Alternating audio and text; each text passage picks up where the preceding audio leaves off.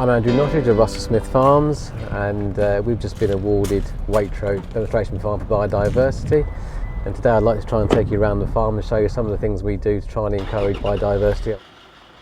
We don't have to do what we do, but we see it as being a very integral part of growing crops and the way of linking environment and farming in the right way.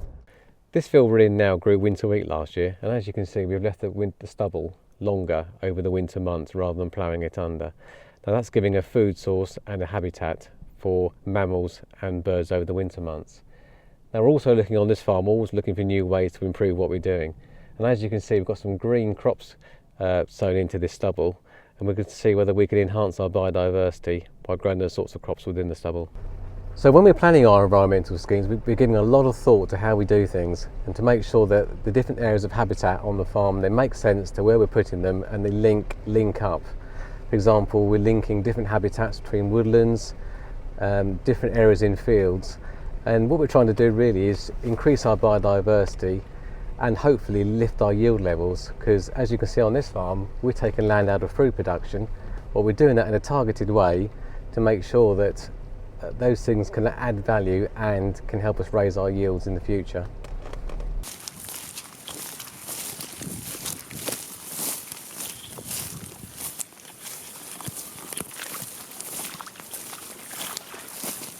I'm standing in one of our larger fields on the farm, and this area I'm in now we've taken out of fruit production because it's a very low-lying piece of land, and in a very wet winter and early spring it can be very difficult to farm, so we're managing this for biodiversity.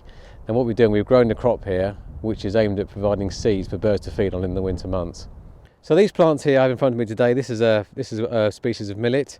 This head is full of seeds, and what will happen, the birds will feed on this in those cold winter months when they're hunting for food. Growing crops and farming now in the UK and also around the world is getting more and more challenging. We're seeing more and more challenges from the climate in terms of excesses of rainfall and very dry periods, and it's important that we have a very resilient farming system on this farm, and we see the way in which our biodiversity and the way we grow our crops are inherently linked together, and it's really important that we understand how both those link together for us to be sustainable as a farming business going forward. I'm standing on the edge of one of our fields called the meadow, and this is one of our bird feeders on the farm. As you can see, it's full of red berries, and this is going to be feeding our birds over the winter months. Now some farms would trim their hedges in the summer months. We trim our hedges in the winter, and this will mean that there'll be more berries for the birds to feed on in the hungry period between January to March.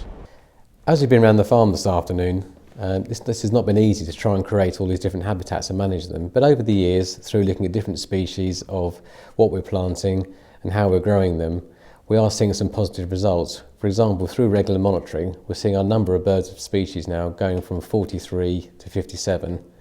And that's things like grey partridge, linnets and skylarks. And at our last monitoring, we had our first cuckoo on the farm. Biodiversity for us is a huge challenge, but also for society as a whole. And as well as looking forward to working with Waitrose in the long term, we're looking to continue and build on our relationships and partnerships with people like FWAG, Leaf and also Produce World.